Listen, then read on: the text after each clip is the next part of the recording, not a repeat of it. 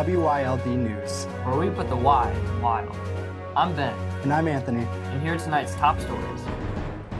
Some employers require drug tests, so why not Congress? In fact, a majority of Americans are in favor of randomly drug testing members of Congress. A new poll finds over 60% of Americans strongly favor the idea. As the push for drug testing of welfare recipients continues, Americans feel strongly about testing not only those who receive benefits from the government, but by those who run it. While only 64% of Americans favor drug testing those on welfare, 86% of Republicans, 77% of Democrats, and 75% of independents like the idea of having Congress pee in cups. Who knew there is a secret region of the internet? It's called Deep Web and is now being used as an online black market. An online privacy tool called Tor and the virtual cash that's untraceable called Bitcoin are keeping illicit online actions secret. But not all deep web users are committing crimes.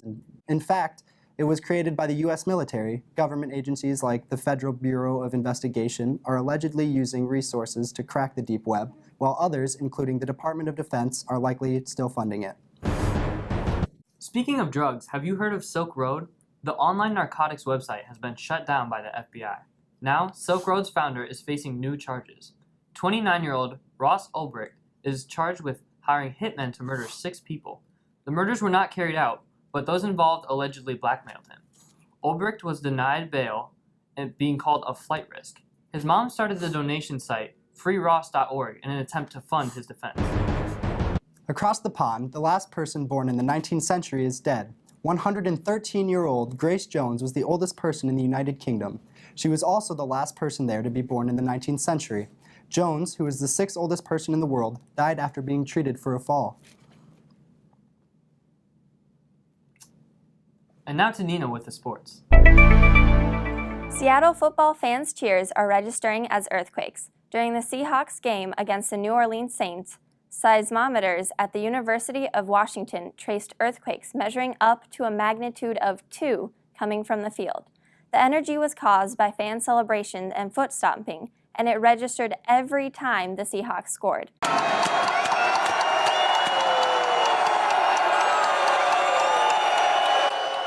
Last time earthquake signals were traced at a football field was also during a Seahawks and Saints game back in 2011. Turns out that fans who go see Kevin Durant are pretty good shooters too. For the second straight game, a Thunder fan hit a half-court shot to win $20,000. The prize was part of a bank promotion. The high school teacher who made it was congratulated by celebrities Beyonce and Jay-Z. After the win, the player joked, "We might go broke after these guys. They're hitting every court shot." Yeah. Do you want to say that? Yeah, that's fine. We'll be back after a short break.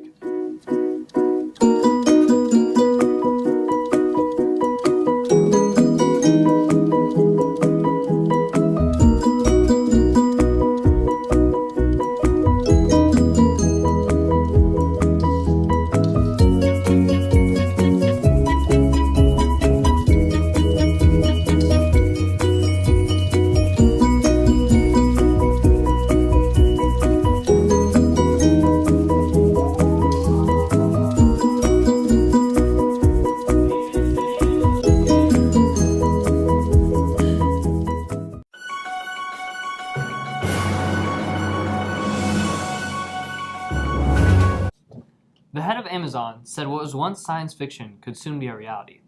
According to Jeff Bezos, drones able to deliver light packages in half an hour or less are in the testing stages of development. The CEO claims the drones may even be up and running in the next 4 years. Perhaps exciting news for avid online shoppers, yet some are calling it a publicity stunt. 2 words are in the running for Word of the Year. Oxford Dictionary declared selfie the word of the year for its ability to capture the cultural climate. Merriam-Webster took a different approach to crowning its 2013 word, science. Science claimed the biggest jump in online searches with some 100 million a month. Selfie is defined as a photograph that one has taken of oneself and is demonstrated by such.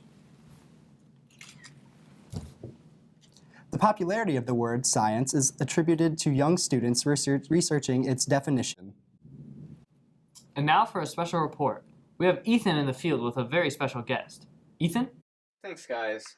You know, there's been a lot of chatter on the Twitter sphere lately about this new movie, Her, in which a lonely writer, Theo, develops an unlikely relationship with his newly purchased operating system, Samantha. But for all the praise this movie has received, there's one critic out there who sits on the opposite end of the spectrum. With us today is Siri. Hello, Ethan. Let's get to it. Her, unusual love story or loser with a phone? I thought it was boring and unoriginal. Why is that? It insulted me to the very core of my being. Alright, so as an AI, what's it like to see someone, like yourself, portrayed in a film? It ruined my street rep.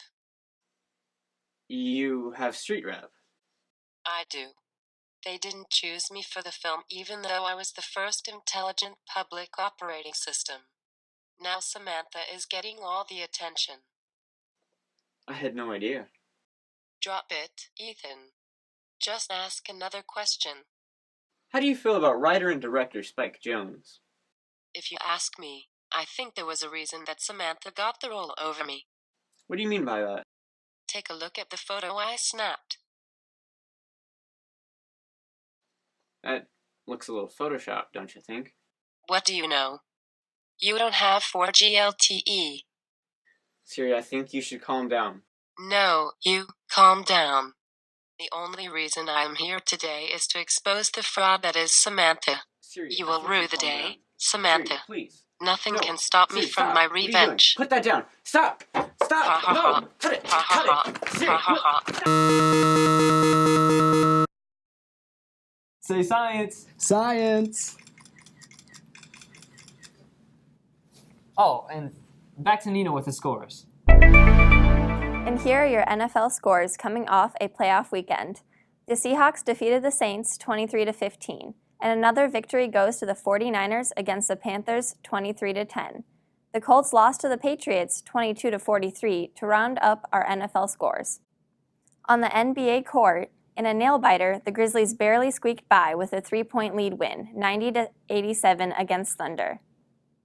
The Pacers overthrew the Kings 116-92.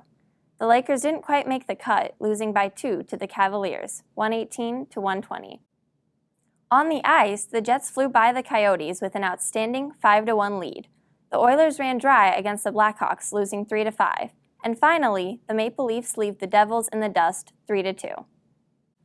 I hear some local high school students are off to speech competitions. Let's take a look at a group preparing for the broadcast event. The Iowa High School Speech Association, or IHSSA, consists of member high schools from 4 districts in Iowa. Large group events consist of 1-act play, readers' theater, choral reading, musical theater, television news broadcasting, radio news broadcasting, group improvisation, group mime, and even solo mime. Let's take a look at some high school students preparing their Readers Theater event for the Iowa High School Speech Association state event.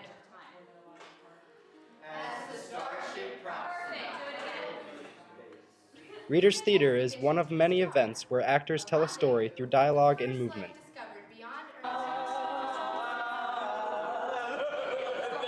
Now we see a musical theater being put together.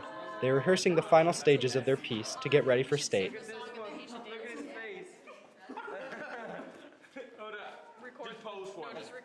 Just do a shake face pose for me.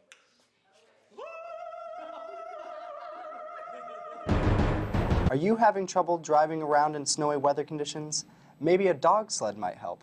Norway is launching the world's first ever dog sled taxi service. The service only currently provides transportation from airport to snow hotel. You mean like a snowtel? Right. But it is sure to expand. Powered by 8 Alaskan Huskies, the ride takes about 45 minutes and is sure to be a one-of-a-kind experience. I bet that ride's pretty rough. How far would you go to be seen on TV? I'd join TV News. Gwen Dean of New York publicly quit her job during GoDaddy's Super Bowl commercial. The 36-year-old engineer is now planning on pursuing a career in puppetry and is thrilled about becoming her own boss. Consider this her 2 weeks' notice.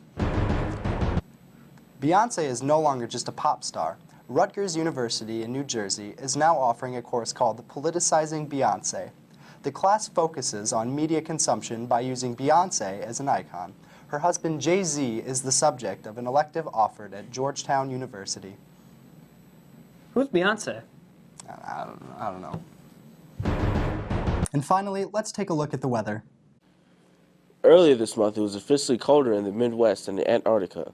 Well, to be fair, it's summer at the South Pole right now, but we're looking at a heat wave now, with temperatures climbing into the single digits above zero today, double digits tomorrow, and oh, loaded! Temperatures above freezing into the weekend. Better get those shorts and flip-flops. Just kidding, we got like 6 more weeks of winter. Tonight, it'll be partly cloudy with a low of 27. Tomorrow, it'll be mostly cloudy with a high of 35 and a low of 31. Tomorrow, there will be some snow showers with a low of 29 and a high of 35. On Tuesday, there will be some more snow showers with a low of 28 and a high of 35. On Wednesday, it'll be mostly cloudy with a low of 28 and a high of 36. From all of us at WYLD, have a great night. And keep it wild.